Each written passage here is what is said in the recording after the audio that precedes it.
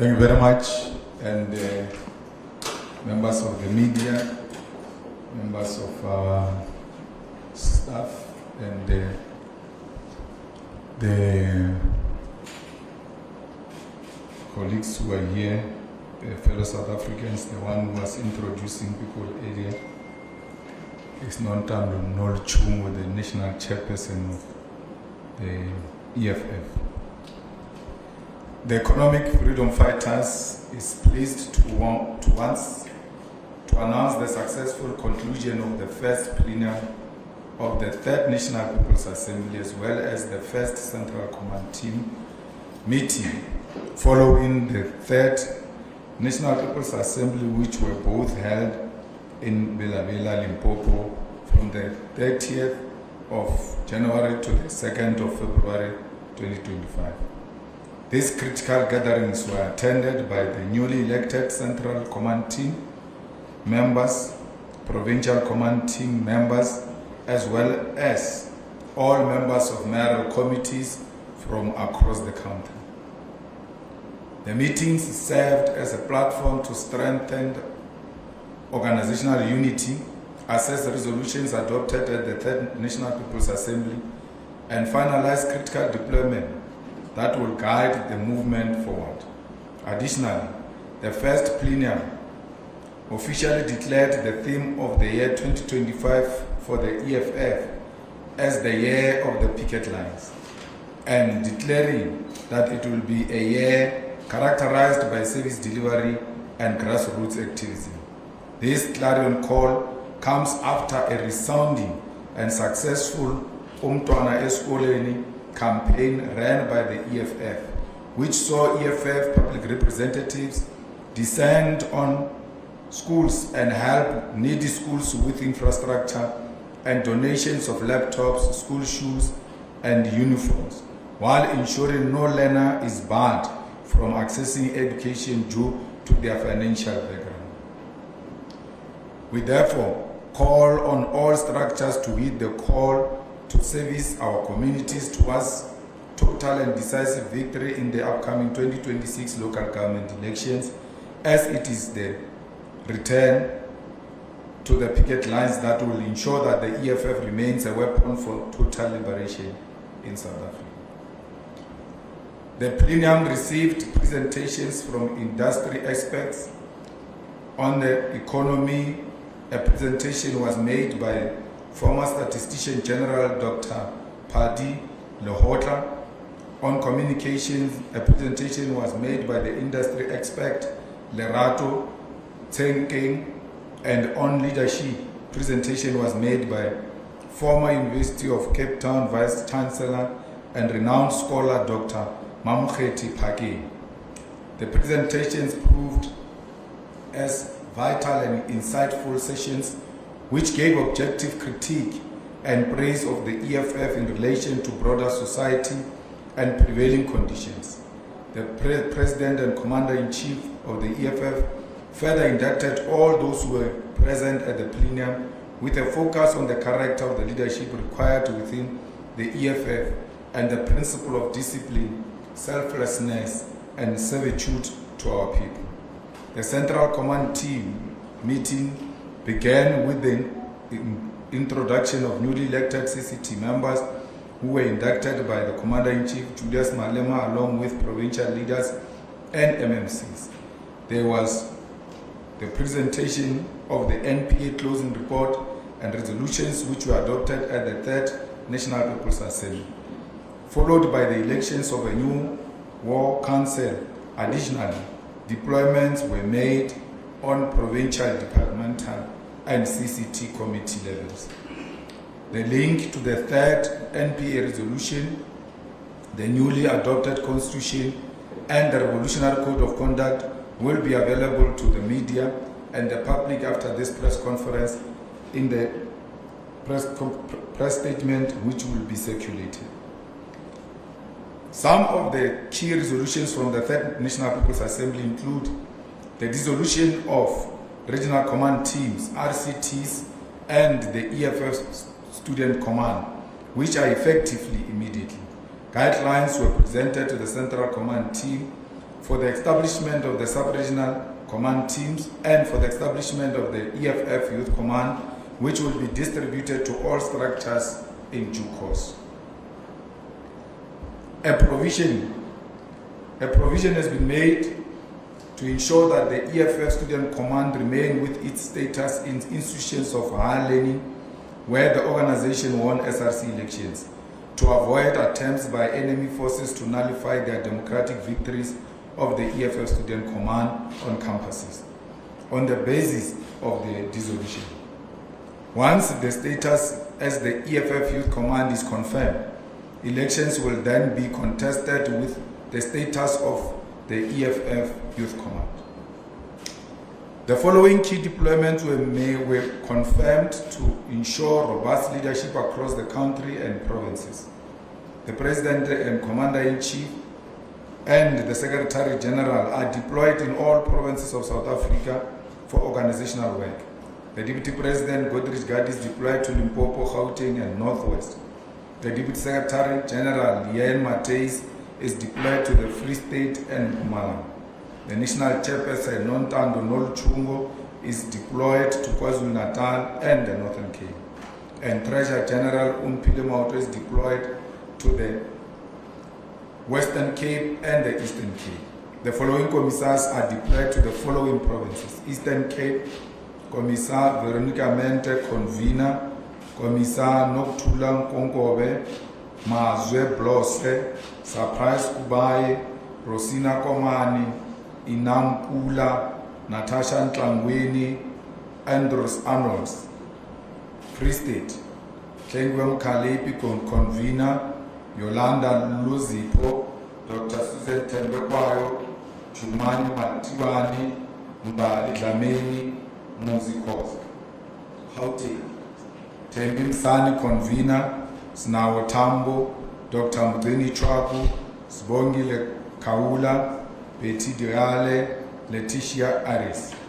Mpumalanga, Sam Matthias, convener; Rendani Munyai, Nkarisan Leu, Mzubanzi Dambuzi.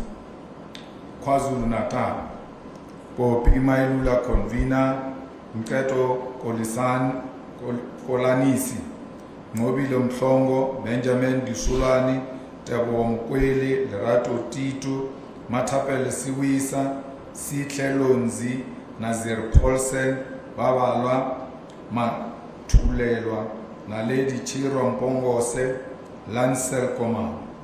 Northwest, Renoilo Mashabela, convener; Asanda Machobeni, Anthony Matumba, Mandla Chikwamba.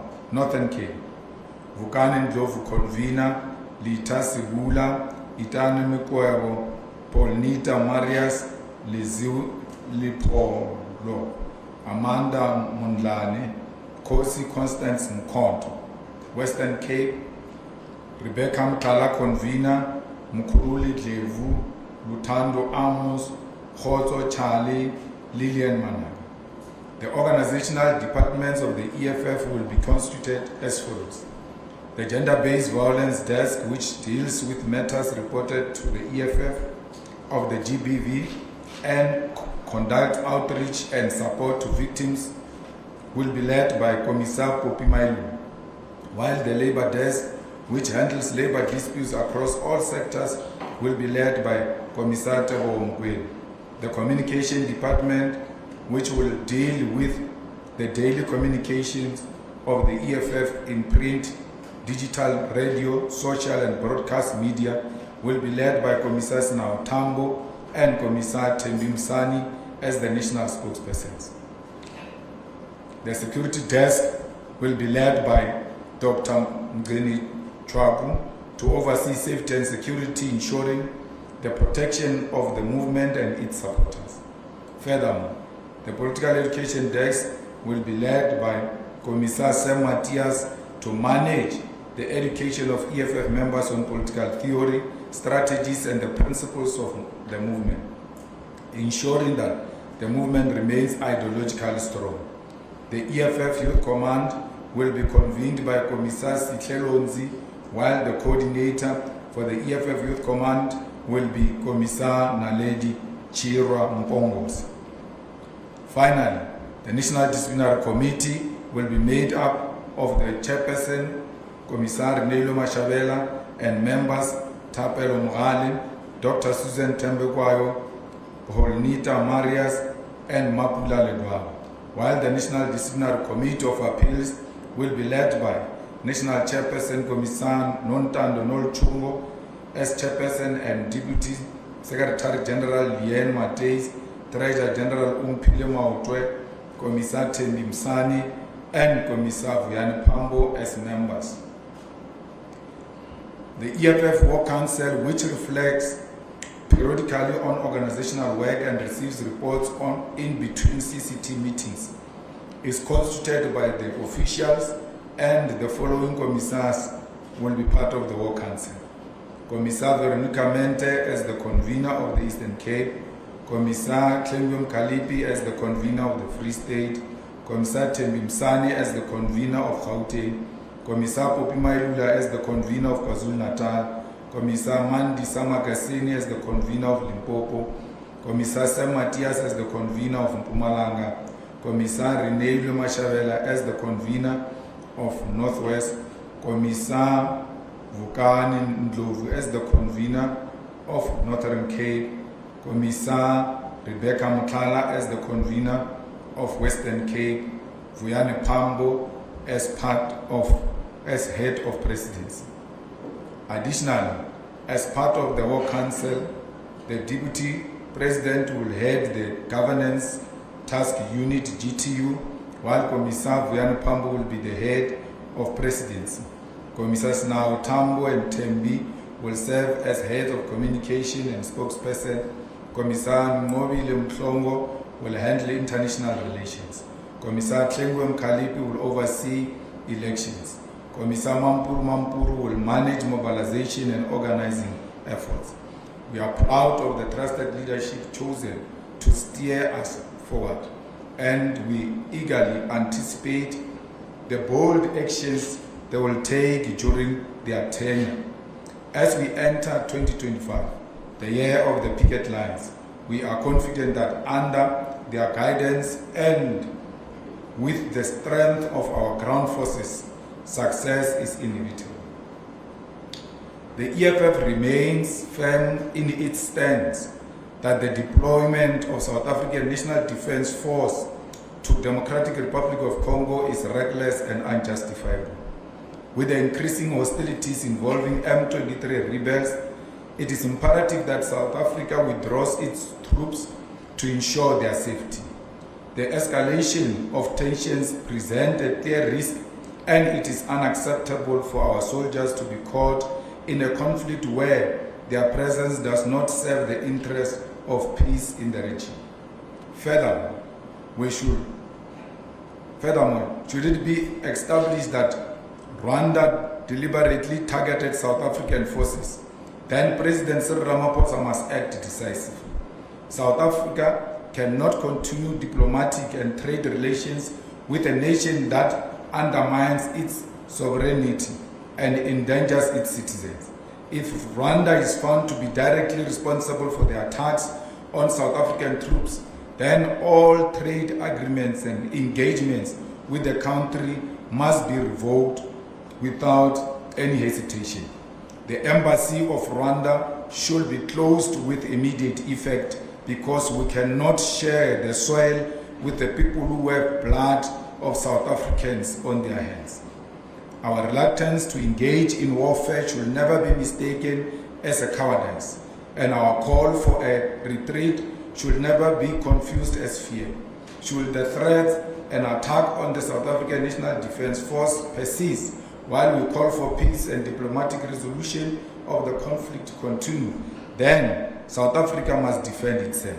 To state the sovereign right of self-defense in the face of provocation is not warmongering, but a necessary caution that South Africa must and is able to recollect its strength and defend itself should it be necessary.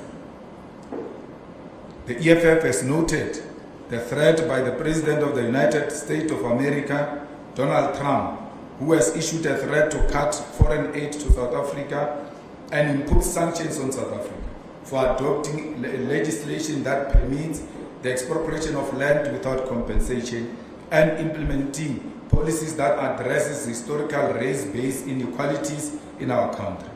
The statement by Donald Trump is offensive and undermines our sovereignty, and is a reminder that our reliance on foreign aid and foreign direct investment surrenders us to the will of imperialists who use money to dictate the economic and policy direction of Africa. We want to make it categorically clear to the President of the USA that we are going to expropriate land without compensation and pursue legislative measures to do so, and no threat will stop us. His misinterpretation of the Expropriation Act, which is a mild and cosmetic intervention, is an assessment of a measure that is going to be pursued through the amendment of our Constitution as South Africans, and there is nothing he can do to undermine our independence. The EFF reiterates its position that we must build state capacity, build a strong agricultural and industrial nation which will not depend on the West, and intensify trade relations with progressive nations such as China, Russia, and nations within BRICS who do not use foreign policy as an instrument to impose their will or bully other nations into submission. The EFF has welcomed the ceasefire in Gaza following the massacre of Palestinians by apartheid Israel and what can only be described as a genocide. For too long, the world has turned a blind eye to the human rights atrocities in Palestine, which include the killing of women and children, bombarding of hospitals, schools, and religious sites of worship, and displacement of Palestinians from their rightful land. The ceasefire must not mean that there will not be accountability for the death of more than 100,000 Palestinian people since the latest genocidal attacks on Palestinians by Israel. The Prime Minister of Israel, Benjamin Netanyahu, and the Israeli Defense Force remain war criminals. The warrant of arrest issued by the International Criminal Court, ICC, against Netanyahu must remain enforceable, and South Africa must lead by example by implementing the resolution of the Sixth National Assembly, which include the expulsion of the Israeli embassy from South Africa and cutting of all diplomatic ties with Israel. The EFF notes the drastic improvements in the city of Tshwane since the removal of the Democratic Alliance from governance. For 8 years, the DA controlled Tshwane, but their tenure was marked by systematic neglect of black communities and extreme fear-mongering that black leadership from the EFF will run the city. However, they oversaw the collapse of critical services and left behind the city in ruins. Since the DA's removal in 2024, Tshwane has made a significant strides. The EFF's MMCs have ushered in an era of progressive governance, demonstrating that the DA's absence does not equate to the failure of government. For the first time in years, the people of Hammanskraal have access to clean drinking water, a basic necessity that the DA failed to provide.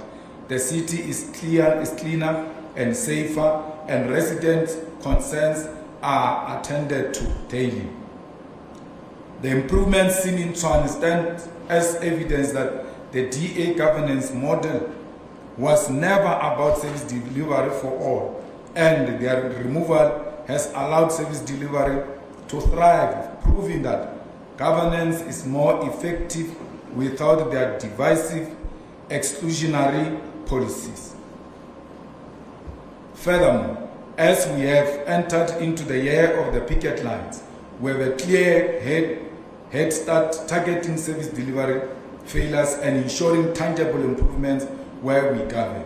In the city of Johannesburg, public safety and visibility are at the highest level under our leadership. Our presence in the Johannesburg municipality has ensured that communities experience real and impactful governance. The same dedication is evident in Ekurhuleni and Nelson Mandela Bay, where the EFF is actively addressing service delivery challenges. In Ikuruleni, the provision of water and infrastructure maintenance is on track, ensuring that residents receive the basic services they deserve. Meanwhile, in Nelson Mandela Bay, the EFF is making significant difference for the indigent, particularly old age homes, by facilitating the cancellation of their municipal debt. These victories demonstrate our commitment to economic freedom and dignity for all, proving that where the EFF leads, service delivery follows. We call on all of our fighters to remain focused and disciplined and rally behind the collective efforts to return the EFF to the people. The EFF remains the most potent weapon for the liberation in South Africa, and under the theme of the year of the picket line, we will uplift the lives of the poorest of the poor towards the decisive election victory in 2026 local government elections. Let us build strong, genuine and organic structures of the EFF which will service our people and assume governance. Let us defend, rebuild and advance the struggle for economic freedom in our lifetime. I thank you.